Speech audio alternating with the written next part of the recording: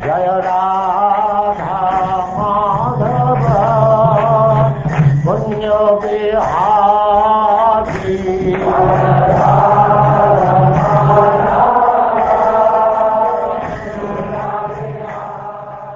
And now chapter 66, Paundraka, the false Vasudeva.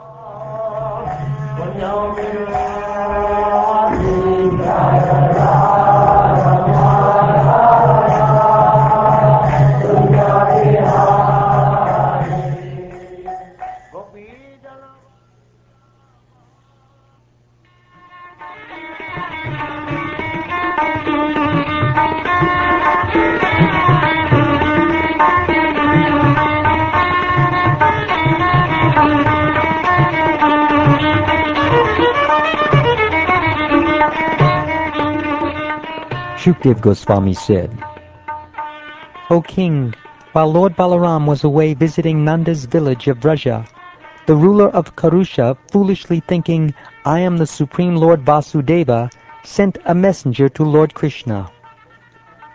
Paundraka was emboldened by the flattery of childish men, who told him, You are Vasudeva, the Supreme Lord and Master of the universe, who have now descended to the earth. Thus he imagined himself to be the infallible personality of Godhead. Thus slow-witted, King Paundraka sent a messenger to the inscrutable Lord Krishna at Dwarka. Paundraka was acting just like an unintelligent child whom other children are pretending is a king. Arriving in Dwarka, the messenger found lotus-eyed Krishna in his royal assembly and relayed the king's message to that almighty Lord. On Paundraka's behalf, the messenger said, I am the one and only Lord Vasudeva, and there is no other. It is I who have descended to this world to show mercy to the living beings. Therefore, give up your false name. O Satvata, give up my personal symbols, which out of foolishness you now carry, and come to me for shelter. If you do not, then you must give me battle.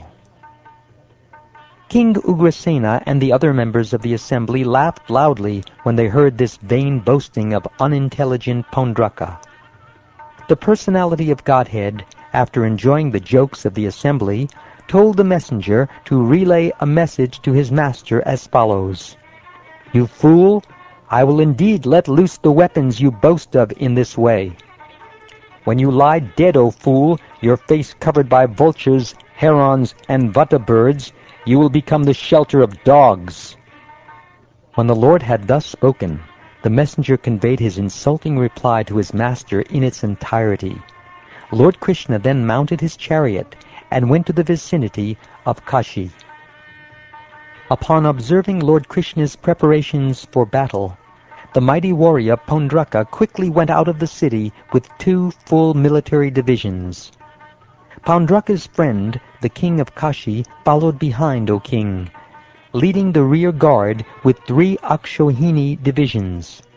Lord Krishna saw that Paundraka was carrying the Lord's own insignia, such as the conch shell, disc, sword, and club, and also an imitation Sharanga bow and Srivatsa mark.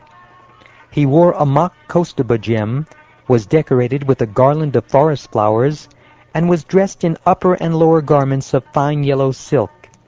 His banner bore the image of Garuda, and he wore a valuable crown and gleaming, shark-shaped earrings. Lord Hari laughed heartily when he saw how the king had dressed up in exact imitation of his own appearance, just like an actor on a stage. The enemies of Lord Hari attacked him with tridents, clubs, bludgeons, pikes, rishtis, barbed darts, lances, swords, axes, and arrows. But Lord Krishna fiercely struck back at the army of Paundraka and Kashiraj, which consisted of elephants, chariots, cavalry, and infantry. The Lord tormented his enemies with his club, sword, Sudarshan disc, and arrows, just as the fire of annihilation torments the various kinds of creatures at the end of a cosmic age. The battlefield, strewn with the dismembered chariots, horses, elephants, humans, mules, and camels that had been cut to pieces by the Lord's disc weapon, shone like the gruesome playground of Lord Bhutapati, giving pleasure to the wise. Lord Krishna then addressed Paundraka. "My dear Paundraka, the very weapons you spoke of through your messenger I now release unto you. O fool, now I shall make you renounce my name, which you have falsely assumed, and I will certainly take shelter of you if I do not wish to fight you." Having thus derided Paundraka, Lord Krishna destroyed his chariot with his sharp arrows. The Lord then cut off his head with the Sudarshan disc, just as Lord Indra lops off a mountain peak with his thunderbolt weapon. With his arrows, Lord Krishna similarly severed Kashiraj's head from his body, sending it flying into Kashi city like a lotus flower thrown by the wind. Having thus killed envious Paundraka and his ally, Lord Krishna returned to Dwarka. As he entered the city, the Siddhas of heaven chanted his immortal nectarine glories. By constantly meditating upon the Supreme Lord, Paundraka shattered all his material bonds. Indeed, by imitating Lord Krishna's appearance, O king, he ultimately became Krishna-conscious. Seeing a head decorated with earrings lying at the gate of the royal palace, the people present were puzzled. Some of them asked, "What is this?" And others said, "It is a head, but whose is it?" My dear king, when they recognized it as the head of their king, the Lord of Kashi, his queens, sons, and other relatives, along with the citizens of the city, began to cry pitifully, "Alas, we are killed! O my lord, my lord!" After the king's son, Sudakshana, had performed the obligatory funeral rituals for his father, he resolved within his mind, "Only by killing my father's murderer can I avenge his death."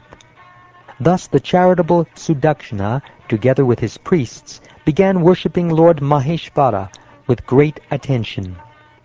Satisfied by the worship, the powerful Lord Shiva appeared in the sacred precinct of Avimukta and offered Sudakshana his choice of benedictions.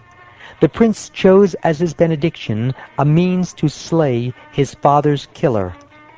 Lord Shiva told him, "Accompanied by Brahmins, serve the Dakshinagni fire, the original priest, following the injunctions of the Abhichara ritual. Then the Dakshinagni fire, together with many pramatas, will fulfill your desire if you direct it against someone inimical to the Brahmins." So instructed, Sudakshana strictly observed the ritualistic vows and invoked the Abhichara against Lord Krishna. Thereupon the fire rose up out of the altar pit, assuming the form of an extremely fearsome naked person. The fiery creature's beard and tuft of hair were like molten copper, and his eyes emitted blazing hot cinders. His face looked most frightful with its fangs and terrible arched and furrowed brows. As he licked the corners of his mouth with his tongue, the demon shook his flaming trident. On legs as tall as palm trees, the monster raced toward Dwarka in the company of ghostly spirits, shaking the ground and burning the world in all directions. Seeing the approach of the fiery demon created by the Abhichara ritual, the residents of Dwarka were all struck with fear, like animals terrified by a forest fire.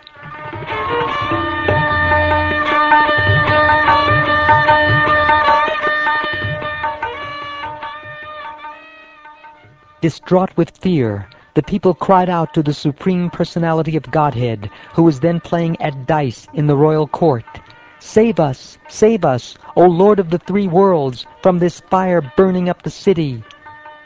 When Lord Krishna heard the people's agitation and saw that even his own men were disturbed, that most worthy giver of shelter simply laughed and told them, "Do not fear, I shall protect you." The Almighty Lord, the internal and external witness of all, understood that the monster had been produced by Lord Shiva from the sacrificial fire. To defeat the demon, Krishna dispatched his disc weapon, who was waiting at his side. that Sudarshan disc weapon of Lord Mukunda blazed forth like millions of suns. His effulgence blazed like the fire of universal annihilation, and with his heat he pained the sky, all the directions, heaven and earth, and also the fiery demon. Frustrated by the power of Lord Krishna's weapon, O king, the fiery creature produced by black magic turned his face away and retreated. Created for violence, the demon then returned to Varanasi, where he surrounded the city, and then burned Sudakshana and his priests to death, even though Sudakshana was his creator.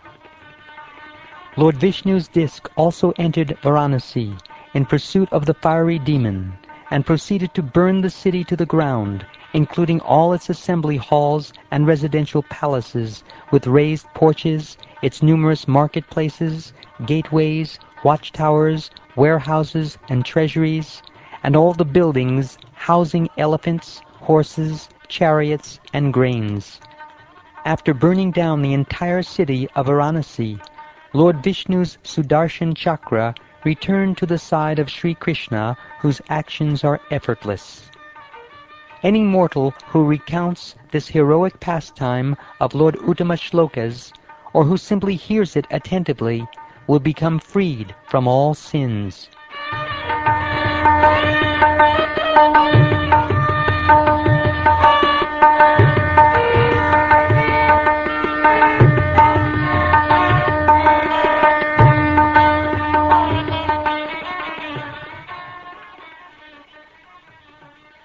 Thus ends the 66th chapter of the 10th canto of the Srimad Bhagavatam, entitled Paundraka, the False Vasudeva.